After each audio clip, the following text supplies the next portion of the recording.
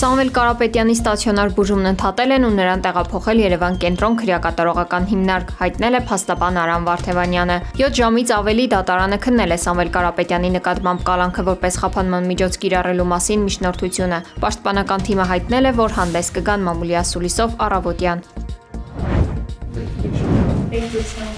Հանրապետության նախագահ Վահագն Խաչատուրյանը մեր երկրում առաքելությունն ավարտող ԱՄՆ դեսպան Քրիստինա Քվինին պարգևատրել է բարեկամության շքանշանով։ Հանրապետության գլուխը շնորհակալություն է հայտնել դեսպանին վերջին 3 տարիների ընթացքում ցուցաբերած ջանասիրության համար, ընդգծել, որ նա Հայաստանի կողքին է եղել պետության համար ամենադժվար ժամանակաշրջանում։ Դեսպան Քվինը նշել է, որ Հայաստանն այս պահին ունի լավագույն հնարավորությունը առաջ շարժվելու, ամրապնդելու իր ինքնիշխանությունն ու տարածքային ամբողջականությունը։ Դեսպանի խոսքով առաքելության ավարտից հետո նույնպես շարունակելու է մնալ Հայաստանի բարեկամը։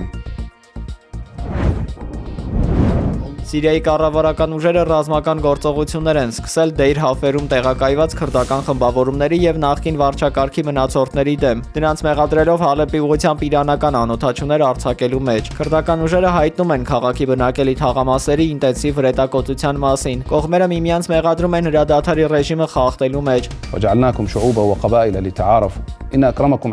Այս հրացումներին զուգահեռ անցումային շրջանի նախագահ Ահմեդ Ալ-Շարան հանդես է եկել համախմբման կոչով, ընդգծելով քրդերի կարևոր դերը երկրի կառուցման գործում եւ խոստանալով հատուկ հրամանագրով երաշխավորել նրանց իրավունքներն ու մշակութային առանձնահատկությունները։ Դամասկոսը հորդորում է քուրդ բնակչությանը չտրվել սադրանքներին եւ վերադառնալ անվտանգ կյանքի, միաժամանակ վճռականություն հայտնելով պաշտպանել երկրի ինքնիշխանությունը։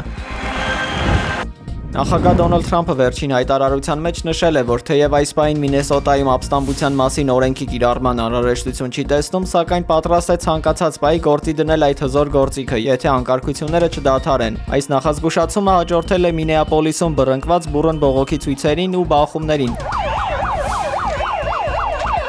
որոնք հրահարվել էին ներգաղթի եւ մաքսային հսկողության դաշնային գործակալության գործակալների կողմից Միացյալ Նահանգների քաղաքացի Ռենե Գուդի սպանության եւ մեկ այլ ներգաղթյալի վիրավորման պատճառով։ Իրավիճակն էլ ավելի է սրվել քաղաքում հազարավոր դաշնային սպաների տեղակայմամբ, ինչը հանգեցրել է տեղական բիզնեսների աշխատանքի խաթարմանը եւ Սպիտակ տան ու նահանգի դեմոկրատ ղեկավարների միջև բացահայտ հակամարտության։